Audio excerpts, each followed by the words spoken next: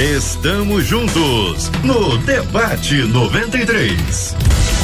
Um dos nossos queridos ouvintes diz o seguinte, minha gente: desde que casei eu fiz de tudo pela minha esposa. Sempre fui provedor, incentivador do crescimento dela, e hoje que ela cresceu, eu não recebo nada em troca, diz o nosso ouvinte. Todo o dinheiro dela é para ajudar a mãe e a irmã. Isso me irrita e me entristece. Como devem ser divididas as despesas do casal? A responsabilidade total é sempre do marido? Estou errado em querer algum retorno da minha esposa? E quando casamos com uma pessoa ingrata, hein?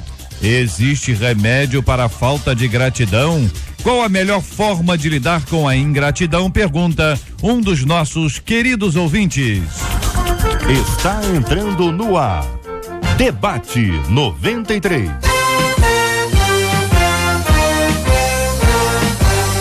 Realização 93 FM. Apresentação J.R. Vargas. Alô, meu irmão. Alô, minha irmã. Já chegou o Putinho J.R. Estamos de volta, começando aqui mais uma super edição do nosso Debate 93 de hoje, nessa terça-feira, dia 25 de agosto de 2015. Que a bênção do Senhor esteja aí sobre a sua vida, sobre a sua casa, sua família, seu trabalho, sua igreja. Que a bênção do Senhor esteja com você, onde quer que você vá, onde quer que você esteja. Receba o carinhoso abraço em nome de toda a nossa equipe que já está aqui a postos para te atender, para te receber, para te ouvir. Você liga, você fala com o Debate 93. Fale com o Debate 93. 2461-0093. E-mail debate@radio93.com.br. Facebook Rádio 93 FM. Site www.radio93.com.br. No programa de hoje acolhemos com muito carinho o pastor Samuel Silva, que é pastor auxiliar da Igreja Batista Nova Jerusalém, também é cantor da nossa MK Music. A menina da mesa é a pastora Andréia Melo, que é membro da Up Church. Também o pastor Cristiano Pessetti, da Igreja Batista Referencial de Vida, em Coelho da Rocha. E o pastor Márcio Rabelo, da comunidade Mais Que Vencedores, em Santa Cruz da Serra. Muito bom ter você com a gente aqui no debate de hoje. Na 93 FM, J.R. Vargas. E o Debate 93. Pastor Márcio, eu quero começar ouvindo a sua opinião, querido. Muito bom dia, seja bem-vindo uma vez mais. Sempre uma alegria tê-lo aqui entre nós. Sobre essa questão que envolve a família, e muitas vezes um assunto como esse, ele gera uma série de confusões, de brigas e, em alguns casos, até separações por conta da questão financeira e dos problemas que envolvem um casal quando esse assunto não é tratado de maneira equilibrada, não é? Como é que o senhor analisa este assunto? O ouvinte conta: casei, fiz de tudo pela minha esposa, ou seja, ele diz, olha, investi nela. Ela agora está tendo a possibilidade de ter um grande retorno financeiro, mas não compartilha da mesma generosidade que ele afirma ter desenvolvido para ela não faz o mesmo para ele. Que pensa o querido irmão? Graças Pai, JR, aos nossos debatedores, a você, ouvinte da 93 FM, é um prazer mais uma vez estarmos aqui. A questão toda para mim vem do nascedouro da escolha. Sempre é de bom alvitre que se tenha namoro, de se conhecer, de saber o que cada um pensa, como é que pensa, qual é a sua posição sobre isso, qual é a sua posição sobre aquilo. E o grande problema hoje que o pessoal hoje está fazendo tudo ao contrário. Primeiro tem filho para depois casar, para depois se conhecer. E aí é o grande problema, não há o conhecimento. Você não sabe direito o que a pessoa pensa. Você não planeja para viver junto. Você não coloca situações que precisam ser colocadas em qualquer relacionamento. A questão financeira, a questão de educação de filhos, a questão de prioridades, a questão de necessidade. Tudo isso precisa ser trabalhado no casal. E, infelizmente, na minha concepção, acho que ele não pensou nisso, não trabalhou isso, e agora ele sofre as consequências. Até porque ela está com ele, casou-se com ele, mas não quebrou o laço geográfico, o laço umbilical com a família, ou seja, com a mãe e com os irmãos. Por isso, a preferência dela é a família anterior, não a família atual. Que pensa o senhor sobre esse assunto, pastor Samuel Silva? Muito bom dia, seja uma vez mais bem-vindo ao nosso debate. Obrigado, JR, um prazer estar com os amados aqui mais uma vez.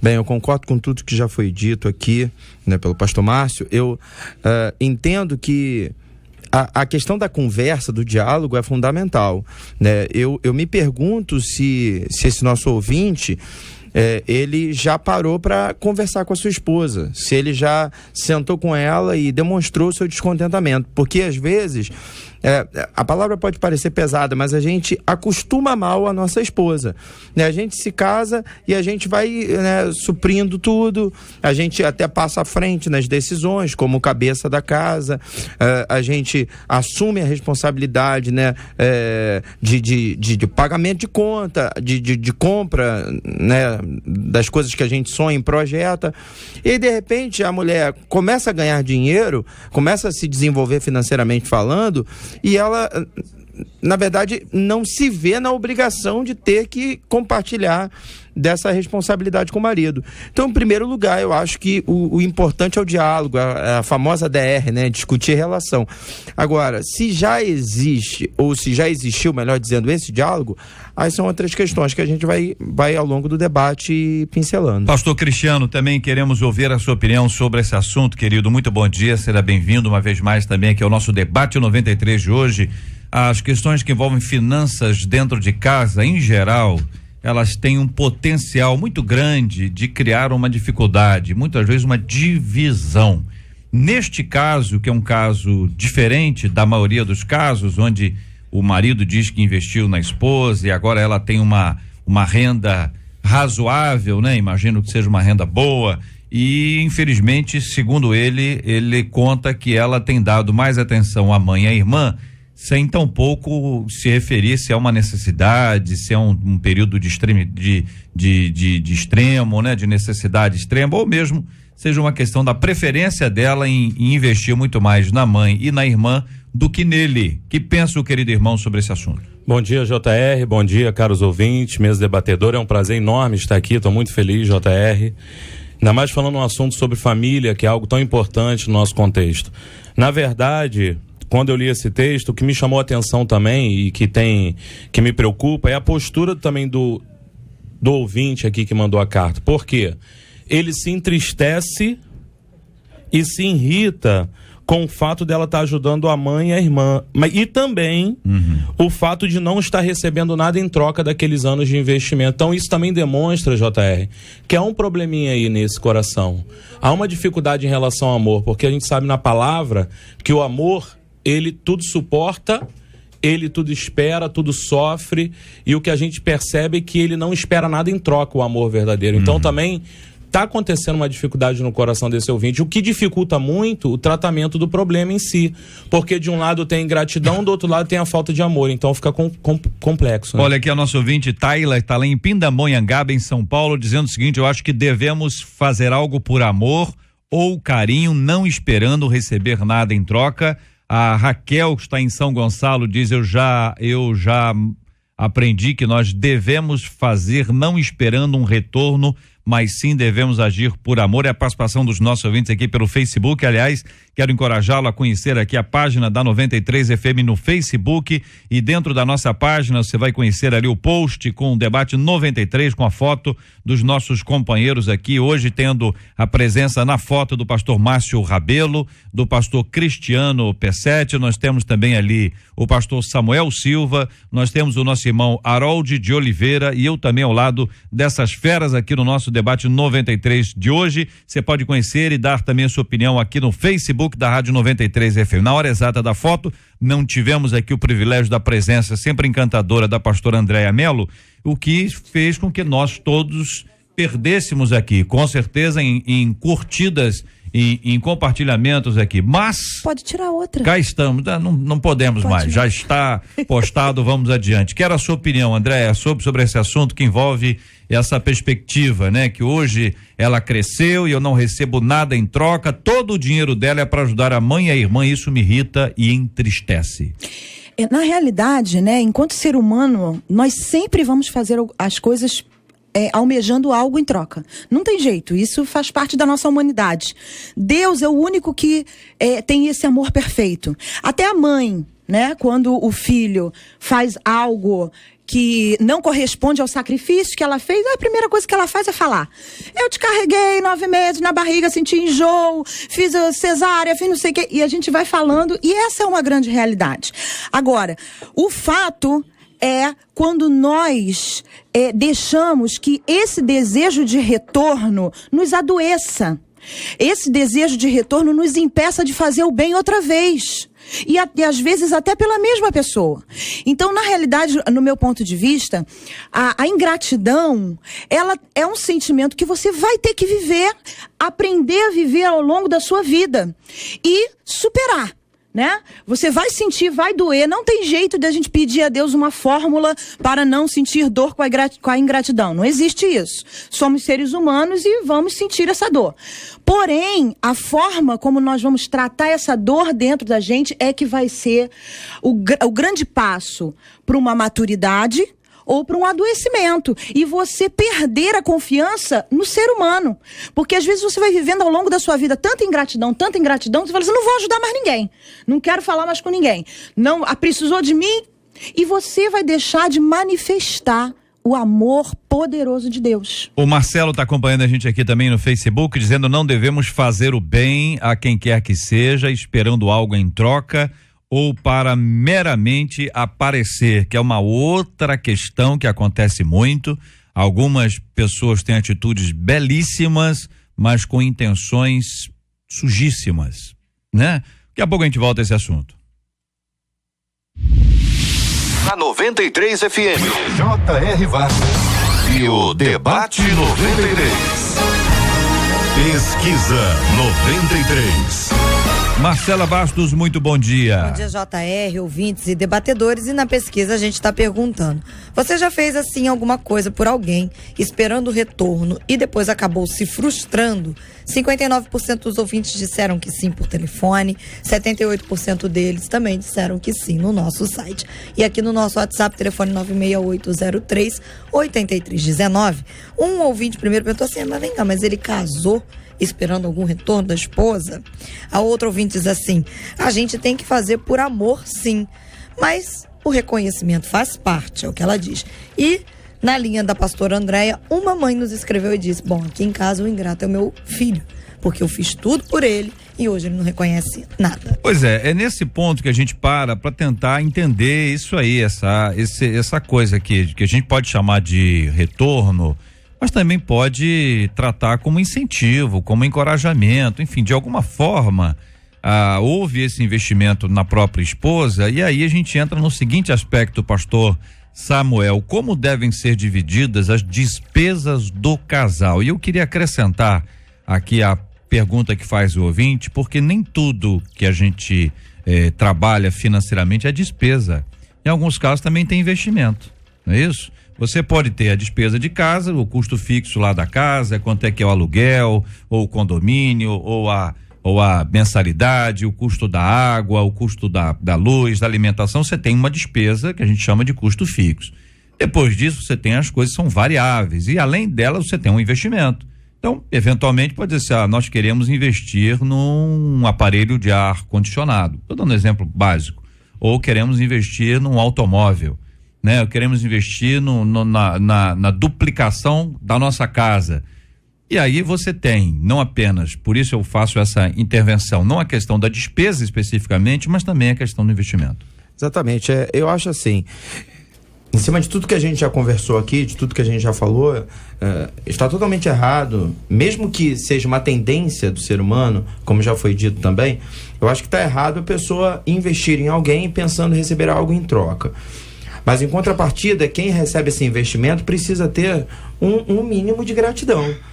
Eu recebi um investimento, então eu vou, de alguma maneira, né, devolver esse investimento, pelo menos em forma de agradecimento. Quando existe essa consciência, eu acho que a divisão dos custos, dos gastos, das contas, até do investimento, ela pode ser total. né? Eu estou ganhando, você está ganhando, então nós vamos conversar. Sempre que a gente tiver que pagar alguma conta, sempre que a gente tiver que investir em alguma área, a gente vai conversar para que não fique pesado, para que a gente faça da melhor maneira possível. Quando eu recebi o tema do debate, eu estava lendo 1 Coríntios 7, que não necessariamente fale sobre finanças, na verdade fala até sobre a questão do sexo, né, do homem se entregar para a mulher e a mulher se entregar para o homem enquanto casados, é óbvio, né? E existe um verso que diz que o corpo do homem não pertence mais ao homem e o da mulher não pertence mais ao da mulher, e para mim isso é meio que o ápice da sessão, né? Do entendimento de que a gente está ali um para servir ao outro, um para ajudar o outro. E se passa pelo nosso corpo, como é que não vai passar pelas nossas finanças, né? Como é que a gente não vai ser compreensivo um com o outro, né? Para se ajudar mutuamente. Então eu acho que não vale a pena bater um martelo falando assim, olha, a conta fixa é do homem, o investimento é da mulher, ou vice-versa. É tudo dos dois. É óbvio que a responsabilidade é do homem, né? Ele é o cabeça, ele é o provedor, como o próprio apóstolo Paulo fala, mas a partir do momento em que Deus está dando oportunidade de prosperidade para a mulher também, né, é bom até para a mulher a contribuição, porque ela está contribuindo para o lado dela, para a casa dela, para a família dela. Assim, JR, o que eu vejo muito acontecendo é o seguinte: o homem se aproveita da situação bíblica, onde ele é o líder da casa. Então há uma proposta, vamos unir a nossa renda, porque isso é bíblico, nós somos uma só carne, e aí a sobra, quem utiliza sempre é o homem, para os seus interesses.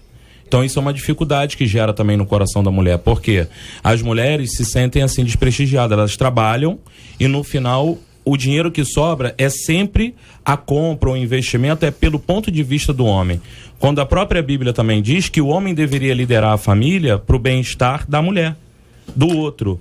Então, mais uma vez eu falo, é uma questão que envolve ambos os lados. Então, assim, existe muito isso também, do homem não estar liderando a família para o bem-estar da família. A questão toda também que eu acho é o seguinte, é tudo a questão de diálogo, a questão de um princípio. Amós 3:3 diz, andarão dois juntos se não estiverem de acordo? Para estar de acordo, a gente tem que conversar. A gente tem que dialogar. E aí é lá, volto a dizer, lá no princípio que teria que ter sido conversado. Agora, tem um porém nessa história. A questão é o homem ser bem resolvido. Primeiro, eu aceito tranquilamente a minha esposa ganhar mais do que eu. Segundo, nós vamos conversar e vamos fazer uma lista de prioridades. Agora, eu tenho que dizer uma coisa que talvez alguns não gostem. O homem tem um certo problema quando ele vê, não estou dizendo que é o caso do ouvinte, mas quando ele vê que a mulher tem uma independência financeira e a mulher começa a cumprir obrigações do homem, o homem não tem mais o que fazer. O que ele faz? Ele se descansa na mulher. Eu digo o seguinte, se a mulher trocar uma lâmpada, ele nunca mais troca. Se ela trocar o gás, ele nunca mais troca. Já que ela sabe fazer, eu não vou fazer. Infelizmente, o homem tem esse lado de encostar no barranco que para ele se chama mulher. O que acontece, na verdade, precisa haver um diálogo. Agora, a questão de gratidão. Eu queria falar uma coisa aqui. Gente, essa questão de falar assim, investir e não esperar nada em troca. Olha, teoricamente isso é muito bonito, mas na verdade todo mundo espera alguma coisa. Se eu amo a minha esposa, eu espero algo em troca. Eu lembro muito de Jesus, quando ele curou os 10 leprosos e que voltou um só, o que foi que ele perguntou? Onde estão os outros 9? Então, até Jesus, na minha concepção, teologicamente eu não devo ser lá essas coisas, mas na minha concepção, até Jesus esperava gratidão. Então, se Jesus esperava, nós esperamos. Então, a gente precisa entender isso. Essa coisa, não, a gente tem que fazer sem esperar nada em troca. Faz parte do ser humano ele esperar alguma coisa em troca. Você não tem que se frustrar, se amargurar, se entristecer. Não deu nada em troca? Amém. Glória a Deus. Aleluia. Mas, se tiver uma gratidãozinha, isso é muito bom. Vamos parar de ser ingrato também, tá? Agora, a palavra a palavra nos dá uma luz até diferenciada. Na verdade, é uma condição humana, a minha opinião é que é uma condição humana, a carne humana, esperar sempre uma retribuição. Mas o homem dirigido pelo Espírito, ele tem uma perspectiva diferente. Olha o que diz a palavra no Sermão do Monte, Jesus falando sobre as bem-aventuranças. Amai, porém, os vossos inimigos e fazei o bem e emprestai, sem esperar nenhuma paga. Mas, pastor, com todo respeito, aí nós estamos falando de inimigo. Aqui. Só um instantinho. Não é de marido e nem mulher. Será grande o vosso galardão e sereis filhos do Altíssimo, pois ele é benigno até para com os ingratos e maus. Sede misericordiosos também com os misericordiosos, como misericordioso é o vosso Pai. Então a palavra diz para nós não esperarmos, fazermos o bem até para o inimigo e não esperar o retorno. Então eu creio na palavra que diz que o amor, ele não espera. O amor, ele sofre, ele suporta. Então quando nós estamos realmente cheios de amor, nós não ficamos esperando retorno das pessoas. Pastor, eu acho que quem faz esperando alguma coisa e fica cobrando para que essa coisa venha, tá errado. Mas eu acho que também quem recebe e não agradece, tá errado. Claro. É mal educado. Então, isso é ingratidão. Eu acho que os dois precisam ser tratados. Talvez ele esteja cobrando demais. Sabe o que eu percebo? Eu percebo uma competição sendo gerada entre eles. Quando existe competição entre o homem e a mulher, né, fica muito complicado. Quando a gente vê Jesus chamando a atenção de Marta em Lucas 10, porque ela está fazendo os afazeres de casa e tal, é óbvio que ele percebe que ela está fazendo uma coisa boa. Ela estava deixando a casa boa para receber o próprio Jesus. Marta não estava errada. Só que quando ela chega para Jesus, porque Jesus dá um conselho para ela: Marta, você está ansiosa, fica tranquila, fica calma e tal. E aí ela chega para Jesus e cobra a atuação de Maria. Entendeu? E aí ela demonstra que o problema dela não estava simplesmente em fazer, estava no fato de Maria não fazer. Então, estava incomodada com outra pessoa. A competição entre homem e mulher talvez seja uma das principais armadilhas do diabo. E nesse tempo onde existe a independência da mulher, onde ela está saindo para trabalhar, onde ela está ganhando seu dinheiro, se o homem não vigiar, das duas uma, ou ele faz como o pastor Márcio falou, ele fica encostado, ou já que você está trabalhando, você vai, ou então ele fica o tempo inteiro querendo competir mais do que ela. E não tem jeito, né, pastor? Por isso que eu falei que ele tem que ser bem resolvido. Que gratidão hoje é uma moeda caríssima no nosso contexto, porque hoje em dia está sendo muito fácil encontrar gratidão na vida das pessoas. Isso no coração das ovelhas, no coração não está sendo muito fácil. Não, encontrar gratidão, porque virou uma moeda cara a gratidão, porque as pessoas hoje em dia são ingratas. Mas ovelhas, empregados, filhos, isso está sendo uma coisa, talvez seja a aceleração. A ingratidão está sendo normal. Eu entendo, JR, que essa questão, ela é muito bem esclarecida quando Paulo diz assim: olha, dentro de mim existem duas naturezas, né? Então, uma natureza é a natureza de Deus, é o que o pastor acabou de falar. Nós temos que fazer sem buscar nada em troca. Aquele que se enche do amor de Deus, ele faz sem desejar que o outro o reconheça. Esse é o nosso ideal, essa é a nossa meta, essa é a nossa luta. É correndo atrás disso que nós vivemos. E aqui entre nós, o próprio Jesus experimentou a ingratidão. Sim. E nós não somos melhores do que o nosso mestre. Melhores do que ele, então. Mas se ele experimentou, nós vamos experimentar também. Mas essa luta se chama a maturidade, a busca da maturidade. Quando eu consigo entender, voltando aqui à questão da mãe, né? Vamos tocar na questão da mãe. Às vezes a mãe acha que meu filho vai fazer 20 anos, então a gente já passou por algumas fases. Então, a gente acha que a gratidão do filho é fazer aquilo que eu quero que ele faça. É viver debaixo das minhas asas para sempre. Eu criei meu filho para me favorecer no futuro. Às vezes a mãe acha que a gratidão é isso. Você investiu nele. Ele investiu nele e ele tem agora que me retornar. Isso é gratidão. E tem uns que usam até isso. Às vezes o filho vai bater asas e ele vai ser profundamente grato.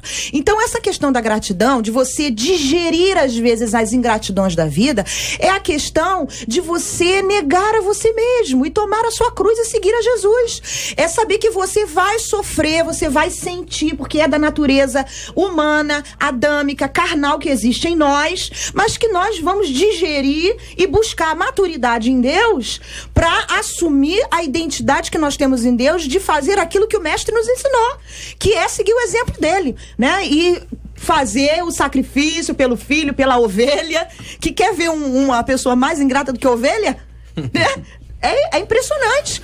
Eles são escolados, Fala especializados. profundamente o coração de uma pastora. Né? E a gente vai ter que conviver com isso, né?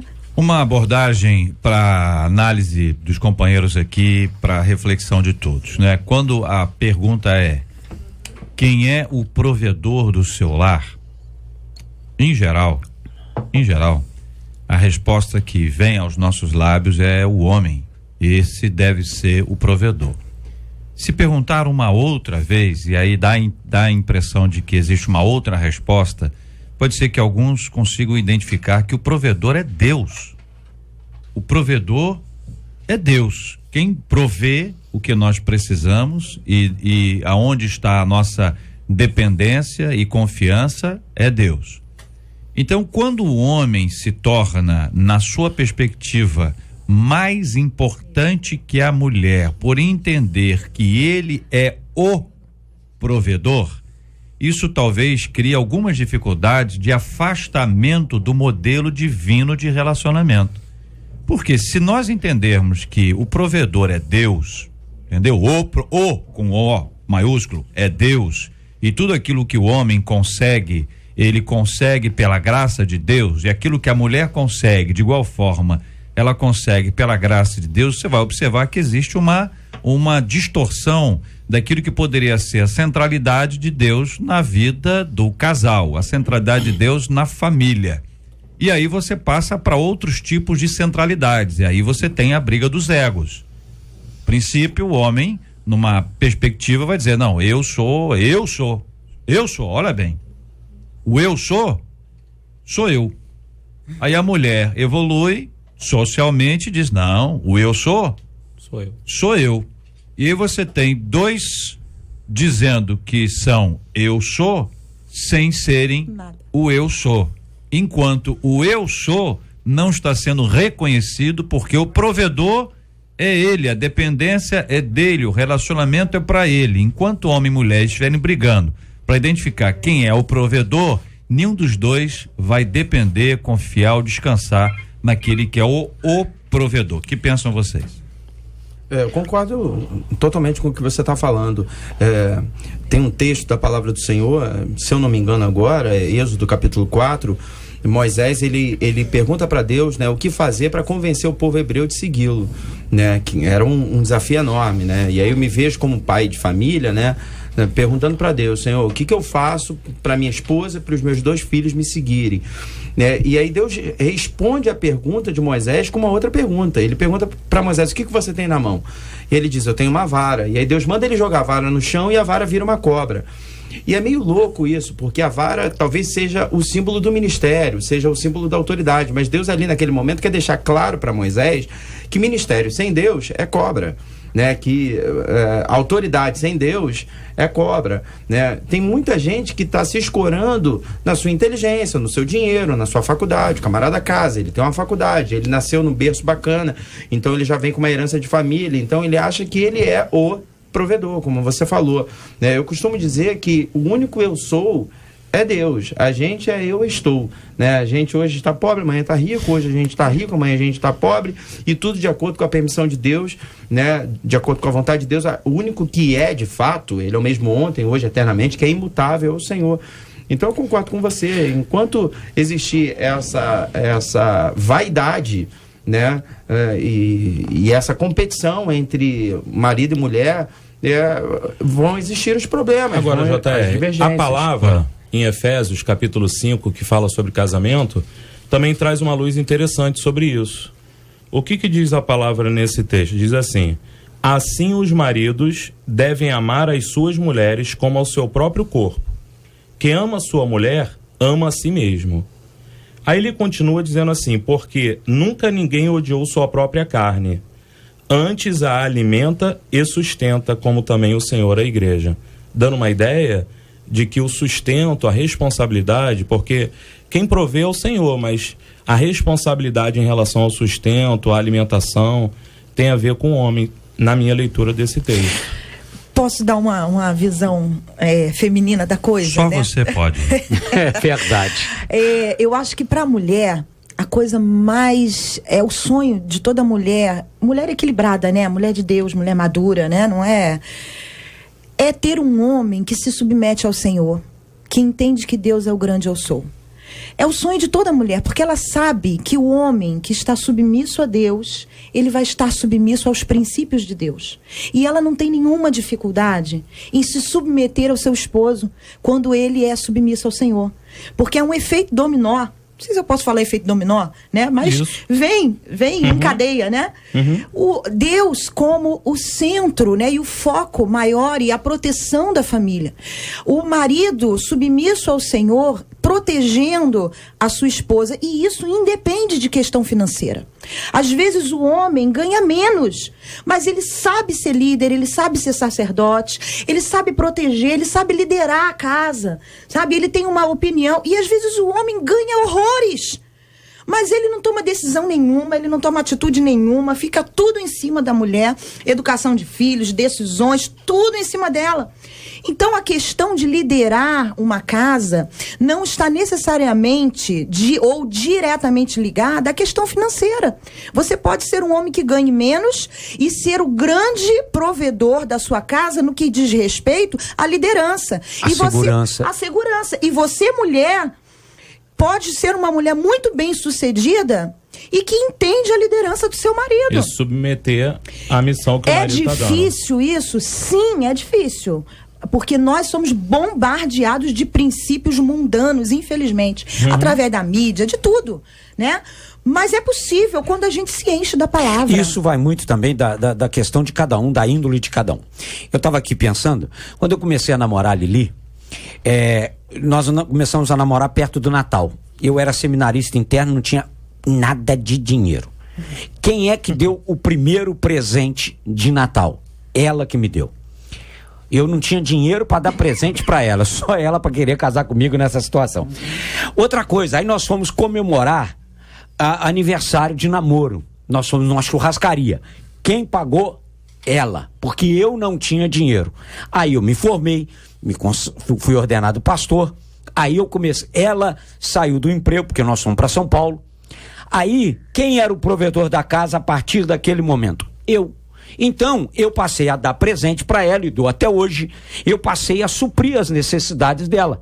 E ela é uma ajudadora, ela é controlada, ela não me dá problema financeiro.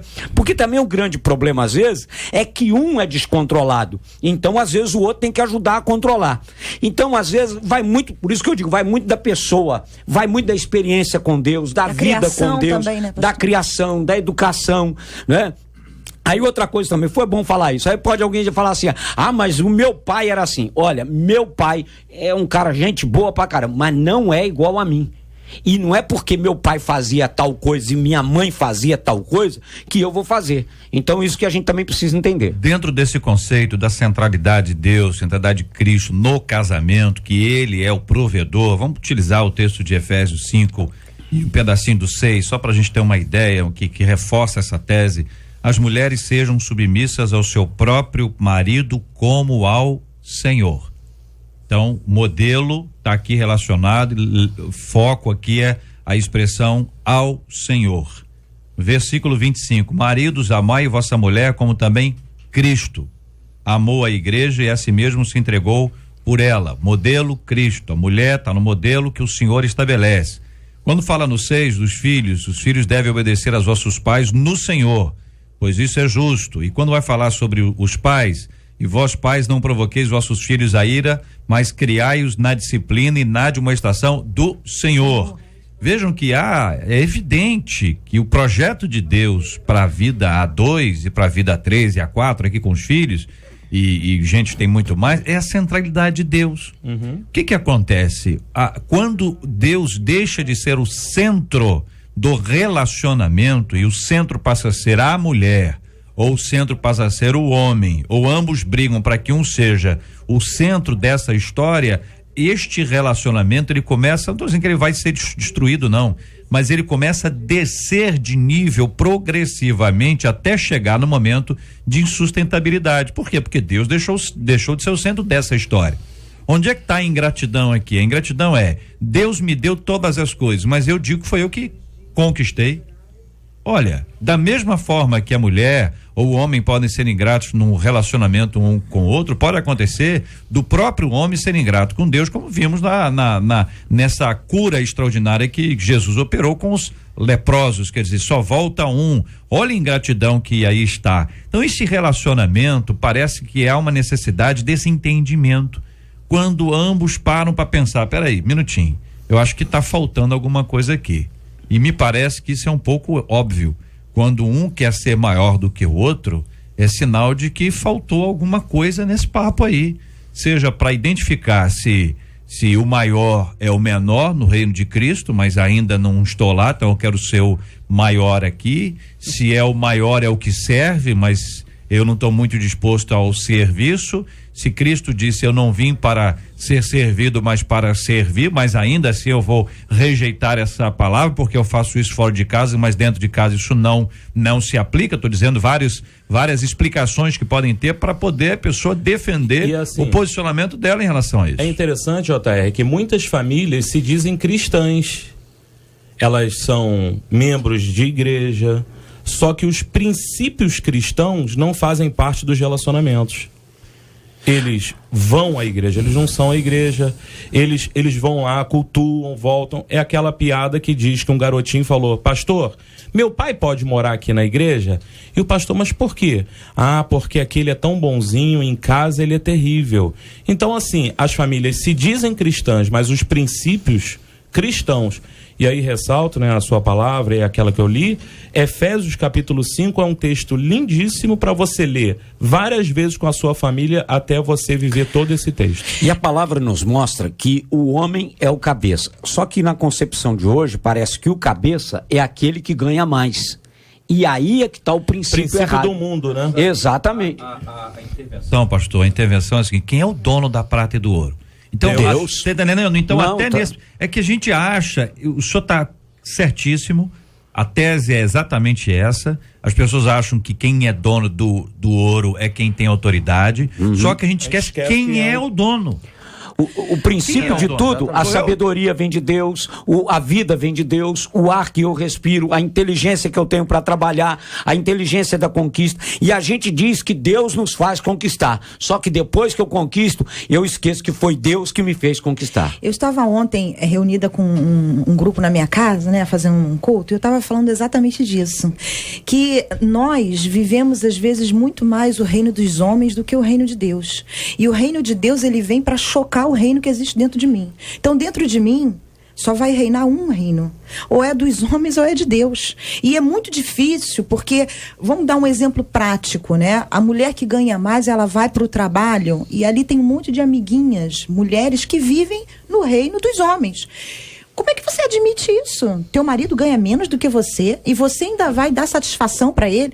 E aí vem o reino dos homens influenciando. E é por isso, né, aproveitando que o pastor falou, que as famílias se tornam visitantes da igreja. Mas é muito difícil você deixar que o reino de Deus, os princípios de Deus, choquem os teus próprios princípios, sabe? E os princípios de Deus, eles são muito claros na palavra, mas nem todos estão preparados para deixar esse reino de Deus, esses princípios de Deus, tomar lugar dos seus princípios, né? Que você é bombardeado todos os dias. E aqui corre um erro de princípio. Quando ela se casa e ela quer ajudar a mãe e a irmã, e não está em acordo, concordância com o seu esposo. E aí ela coloca o esposo numa posição inferior à mãe e à irmã. Aí está contra um princípio, porque eles teriam que entrar num acordo, num diálogo. Se a mãe e a irmã precisam de ajuda... Por isso que a mulher sábia edifica o seu lar. É exatamente por isso, porque ela poderia sentar, conversar com seu esposo, abrir a necessidade da mãe, da irmã. Olha, ela fez tanto por mim, a minha vida. Se eles estão debaixo dos princípios de Deus, como não Deus, haveria o grande problema eu nenhum. sou, o marido ia entender que ela deveria ser grata à mãe por tudo que a mãe fez e deveria entender que a sua esposa, ao querer ajudar a sua mãe, ela está sendo uma mulher amável. Exatamente. E ela E ele entrando se em sente acordo. até incluído nesse projeto. Exatamente. Porque muitas vezes a mulher sem sabedoria exclui o marido dessa decisão, provocando Exatamente. até algo ruim no coração Por do isso, marido. por isso dele, talvez, Não muito bem. por E isso aí- talvez Exatamente. ele relata uma irritação na parte, porque Ele não fez eu parte, não né? fui consultado, não é questão de querer dar a palavra final, mas querer estar dentro do projeto. E eu quero A pastora fazer tava parte. falando, né, que talvez a amiga de trabalho, né, seja influenciadora, talvez a mãe, a irmã, seja influenciadora. O mundo seja, todo, né, pastor? Você tá ganhando mais, né? Agora tá na hora de ajudar a mamãe, tá na hora de me ajudar também. Talvez Aí não assim, corta a o cordão palavra que se umbilical. encaixe perfeitamente a isso que a gente está discutindo seja Romanos 12, né? O apóstolo faz um clamor desesperado, né? Rogo-vos, pois, irmãos, pela compaixão de Deus, né? E aí ele diz sobre a importância da gente não se conformar com este mundo, mas transformar a nossa mente, né? E transformar o mundo pela renovação da nossa mente para que a gente experimente a boa, perfeita e agradável vontade de Deus. O grande problema, talvez, detectado aqui nesse debate, seja o molde, seja aquilo que o mundo está estabelecendo para as nossas casas, nossas famílias, nossos casamentos. O homem que tem que mandar, ou de repente agora, por conta da independência da mulher, a mulher que tem que mandar. Eu tenho um caso, eu só não vou citar nome, eu sei que ele até ia permitir, mas eu não vou citar porque eu não consultei ele, né? Mas de um amigo pessoal, né? Que ele teve um casamento que na época ele não era ainda firme na igreja e tal, e o casamento não deu certo, e ele durante muito tempo ficou solteiro, orando, pedindo a Deus para restaurar o seu sentimento, e de repente apareceu uma menina, né? Quer dizer, ele já era meio, né, quarentão, quase cinquentão, e apareceu, né, essa irmã, e eles começaram a se gostar, e tinha ali uma discrepância no tocante ao que ele tinha de salário, ao que ele recebia, e ao que ela recebia. Ela ganhava muito mais do que ele. E ela era uma solteirona e tal, né? E eu lembro que eu fui meio que cupido dessa história, e eu tive que lidar com essas influências, porque na cabeça dela tinha esse preconceito. Poxa, ele ganha menos que eu. E na cabeça dele também tinha. Poxa, eu vou casar com uma mulher que ganha muito mais que eu. Mas assim, foi um caso perfeito, porque apesar dela ganhar mais, ele é aquele camarada JR que faz tudo dentro de casa. Ele conserta tudo. Se quebrar, ele conserta. É um cara que, assim, né, ele transformou a vida dela, ele deu uma estrutura para ela que ela nunca teve. Eles foram muito felizes. Então, eu entendo que quando há uma revelação de Deus, né, a gente não pode se deixar levar pelos moldes. Quando realmente Deus é o Senhor do nosso casamento, né, vai de caso para caso, uma situação a ser estabelecida, e aí tem respeito e não tem competição. Você tem as culturas maiores, globais, machismo, feminismo, ora um, ora outro, isso depende. Você tem as questões culturais, familiares. Você tem ali uma família que funciona desse jeitinho que tá aí. Não importa, a mulher ganha mais, o marido ganha menos, mas tudo é dos dois, eles dividem tudo, seja despesa, seja investimento, a coisa vai sendo ordenada e organizada de uma forma tranquila. Na casa ao lado, na mesma vila, na casa ao lado, a cultura é completamente diferente, isso é inadmissível.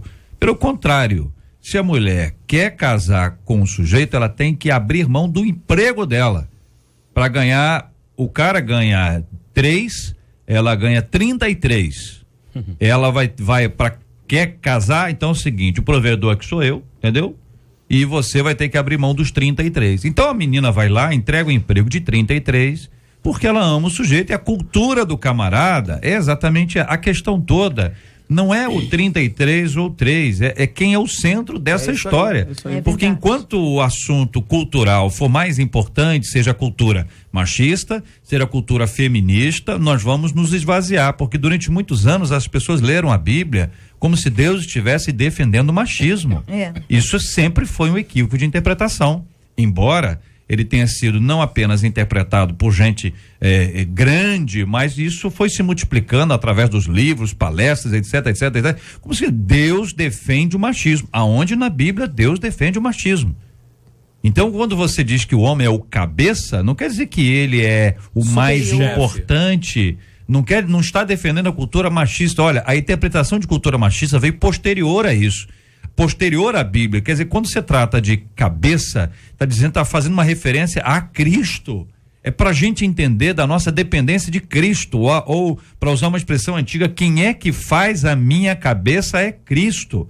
Então, se é Cristo quem faz a minha cabeça, a minha casa será construída com base no cristianismo e não com base no machismo, no feminismo, porque se isso for assim, nós vamos viver de um lado a outro, ou seja, na mesma vila vai ter um camarada que vai aceitar a esposa que ganha 33 e ele 3, e na casa ao lado vai ser impossível, pelo contrário, ela vai ter que entregar o trabalho dela se quiser casar com ele. JR, a situação tá tão difícil, tão complicada, eu sei que os pastores já devem ter aconselhado diversas vezes em cima desse mesmo caso.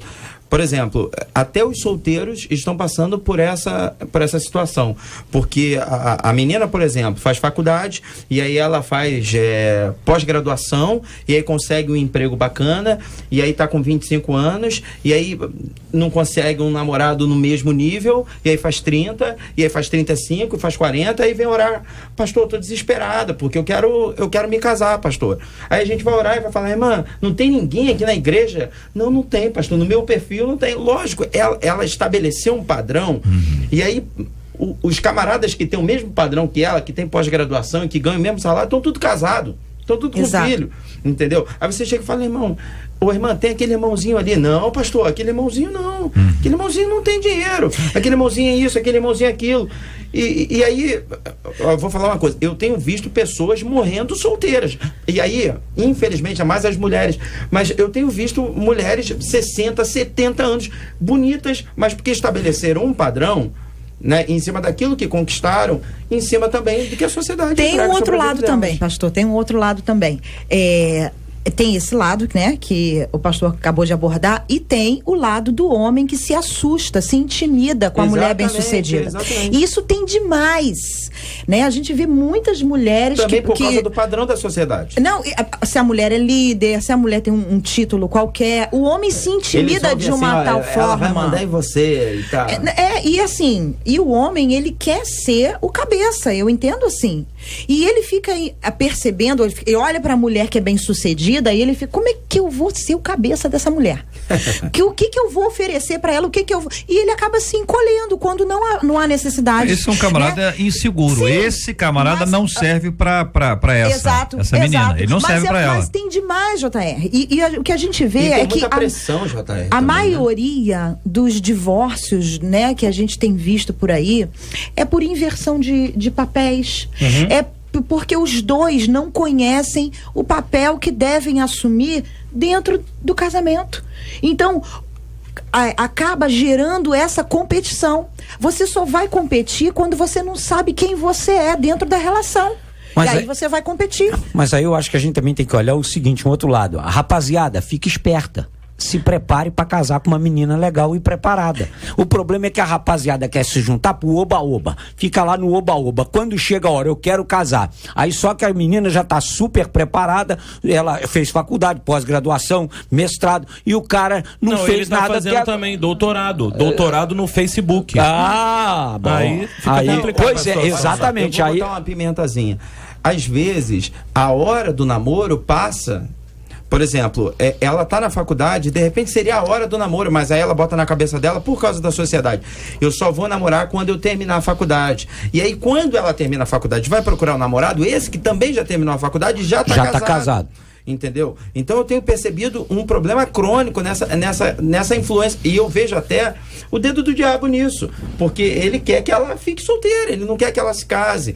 Eu, por exemplo, comecei a namorar com a Denise, a gente tinha 19 anos, e a gente estava ainda definindo tudo na nossa vida, questão de faculdade, questão de estudo. Eu estava na publicidade, ela estava no direito, e aí de repente nenhum dos dois fez nada, né? A gente foi trabalhar com música, porque é o Senhor que orienta, né? Mas a gente se aceitou ainda incompletos, a gente se aceitou ainda em formação, e eu acho tão bacana quando o casal constrói tudo junto, né? Eu me lembro Fica mais leve, né, pastor? Eu comprei minha geladeira com muito suor, a gente pagou em não sei quantas mil vezes, né? Até o dia do meu casamento tinha prestação para pagar, né? E Deus honra a nossa vida. Agora, essa questão, talvez, não, eu preciso me preparar primeiro para eu me casar e tal, é tudo já outro lado, pastor, da sociedade em relação à competição. Um outro lado sobre essa mesma história é que também a sociedade eclesiástica, as igrejas têm um perfil diferente disso. Hoje, talvez menos, mas ao longo de tantos anos, a pessoa mal começava a namorar, ela já tinha que casar. Entendeu? Quantas pessoas foram suspensas, foram tratadas de alguma forma na igreja porque o namoro prolongou, entendeu? O namoro se prolongou, vocês já estão juntos há 3 anos, tem que casar. E muitas vezes era um casamento errado, porque não era ele para ela para ele, muitas vezes era fruto de alguma pessoa que disse que era e a pessoa embarcou, que é uma cultura também. Então a cultura religiosa, ela é muito complicada, porque a cultura religiosa não necessariamente é a cultura bíblica. Quando a cultura é bíblica, é uma história. Quando a cultura é religiosa, ela tem todas as influências das culturas do lugar onde as pessoas estão interpretando o ponto de vista bíblico. Então você tem um grupo de pessoas que é capaz de analisar uma situação e dizer, não, aqui na nossa cultura religiosa tem que ser assim. Veja os exemplos que você tem no Oriente Médio, as diversas religiões que hoje existem e a possibilidade de um camarada ter 2, 3, 4, 5 esposas. Ou que a mulher não pode andar na frente do esposo em hipótese alguma. Ou que essa mulher não pode isso, não pode. O que é isso? É a cultura bíblica? É uma cultura religiosa. A cultura religiosa, ela é extremamente perigosa, porque a religiosidade nem sempre está conectada à profundidade bíblica e à interpretação ou à espiritualidade do ponto de vista bíblico. Então, quando a gente vai à palavra e aí vai buscar a centralidade de Deus na nossa vida, é possível que aí algumas coisas sejam mais facilmente administradas. Se essa ouvinte, né? Se esse ouvinte que nos conta, se a esposa dele não consultou para ajudar a mãe e a irmã, e não é um caso extremo, é uma questão de ajuda contínua, tá certo? Ou é do tipo, não, eu faço com o meu dinheiro o que eu quero, falta centralidade de Deus nessa história. Se o fato não é nada disso, ele que está injuriado porque ele gostaria de investir o dinheiro em outra coisa e ela está investindo em mãe e irmã. Nós precisamos entender que família é um bem preciosíssimo, mas é preciso que haja centralidade de Deus nessa história. De um jeito ou de outro, não queira optar pelo machismo, também não queira optar pelo feminismo. A Bíblia não é nem uma coisa nem outra. Amém. A Bíblia é a palavra de Deus. A Bíblia trouxe à mulher uma possibilidade que a mulher nunca teve. Jesus tratou as mulheres com uma dignidade impressionante. O cristianismo inseriu a mulher na sociedade como nunca antes houve. E não é porque o cristianismo é feminista. Também não é que a mulher deve ser submissa ao marido porque o cristianismo é machista. Isso é um equívoco de interpretação. Isso é interpretar superficialidade sem compreender o contexto bíblico e se aprofundar nas escrituras como nós precisamos desenvolver. Portanto, nós temos aqui um assunto que nos passa sempre uma realidade de dificuldades e de lutas, de gente que está hoje brigando para de alguma forma tentar achar o lugar de equilíbrio. E o desafio para todos nós hoje e sempre é encontrar esse lugar do equilíbrio. Você está ligado no Debate 93 com J.R. Vargas. Pesquisa 93. E você já fez algo por alguém esperando retorno e acabou frustrado? 62% dos ouvintes por telefone dizem que sim, 78% deles no nosso site também dizem que sim. Muito obrigado, queridos ouvintes, e a participação de cada um de vocês com a gente hoje aqui no nosso Debate 93 na 93 FM. Você ouve Debate 93 com J.R. Vargas. Tudo bem, minha gente, aqui outro ouvinte dizendo-nos o seguinte aqui, atualmente estou em uma igreja em que o pastor diz que mais importante que uma campanha que influencia a fé é o nosso relacionamento com Deus. Isso me deixou confusa. Afinal, já participei de várias dessas campanhas. Existe registro bíblico sobre campanha de oração ou corrente de oração? Se a oração do justo pode muito em seus efeitos, por que não fazer uma campanha para alcançar algo? Ao participar de campanhas, eu corro o risco de me tornar obsessivo por bênçãos? Em contrapartida, uma campanha não poderia me aproximar mais de Deus? Quanto à oração, durante este período é errado determinar a vitória e não aceitar as derrotas? Que pensa você, querido ouvinte, sobre este assunto?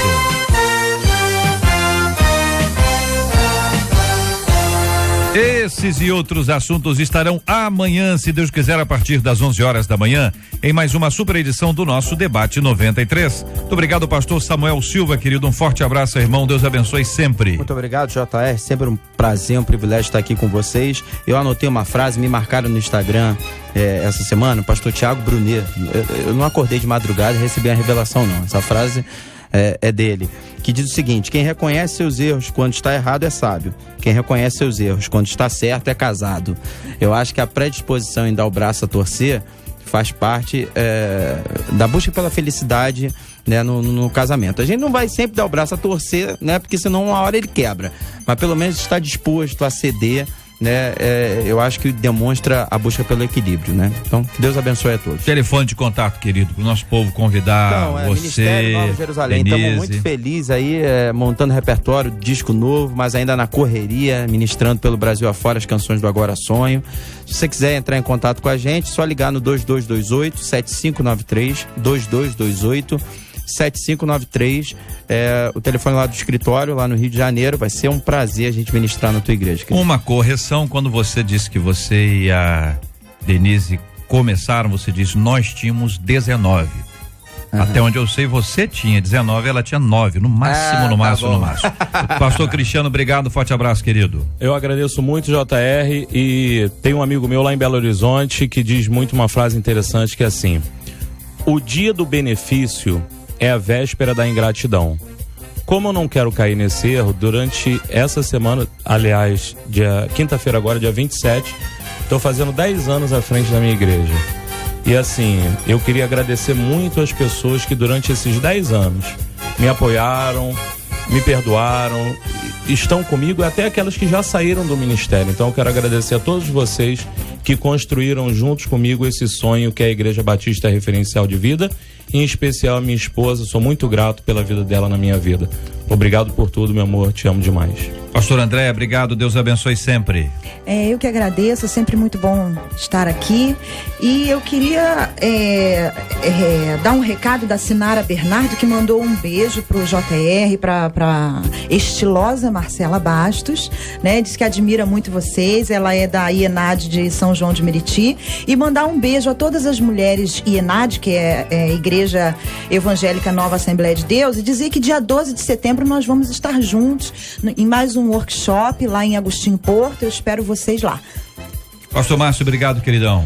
Obrigado, JR, obrigado a todos, é um prazer. Eu quero agradecer a Deus pela vida da minha esposa também, da Lili. Segunda-feira, dia 31, eu vou ser vovô, graças a Deus, estou esperando esse dia. E eu quero agradecer a Deus também pela comunidade evangélica Mais Que Vencedores em Petrópolis e Santa Cruz da Serra. No sábado agora, nós vamos ter os arrebatados lá em Santa Cruz da Serra, na Rua Paraná, num grande terreno lá, do lado dos trailers. Então eu quero convidar você que está ouvindo a 93 FM para estar com a gente. Muito obrigado e que Deus abençoe a todos. Amém. Deixa eu mandar um grande abraço também pro meu tio Augusto, que hoje completa mais um ano de vida, o primeiro radialista da família, lá nos idos de 1519. E eu comecei em 1521, ele começou uns 2 anos antes. A figura maravilhosa, está nos acompanhando, hoje é aniversário dele, a alegria é de todos nós. Parabéns, querido tio. Nós vamos orar juntos, vou pedir o pastor Márcio para orar conosco. Vamos apresentar o tema de hoje, pastor, diante de Deus em oração. Também nós vamos orar aqui, lembrando sempre dos enfermos, rogando ao Senhor, clamando pela cura dos enfermos e pelo consolo aos corações enlutados. Pai amado, nós estamos te adorando porque tu és Deus, tu és Senhor e soberano. Te agradecemos por este momento em que estamos aqui na 93 FM, que tem sido um canal de bênção para a nação brasileira e para o mundo. Te pedimos que tu continues abençoando o deputado Harold de Oliveira, ao JR, a Marcela, a toda a equipe. E queremos apresentar ao Senhor as famílias que precisam da tua bênção, que tenham princípios de Deus, que tenham Deus como o princípio de tudo, que seja o Senhor que nos orienta, o Senhor que nos restaura, o Senhor que nos cura, o Senhor que nos abençoa. Abençoa cada família e este rapaz e esta família, Senhor, que nos escreveram. Que a graça do Senhor esteja sobre eles. Abençoa também aqueles que estão enfermos. Tu és o médico dos médicos, o Senhor dos senhores. Manifesta a tua bênção de cura e abençoa a nossa nação. Nós oramos em nome de Jesus. Amém. Que Deus te abençoe. Você acabou de ouvir Debate 93.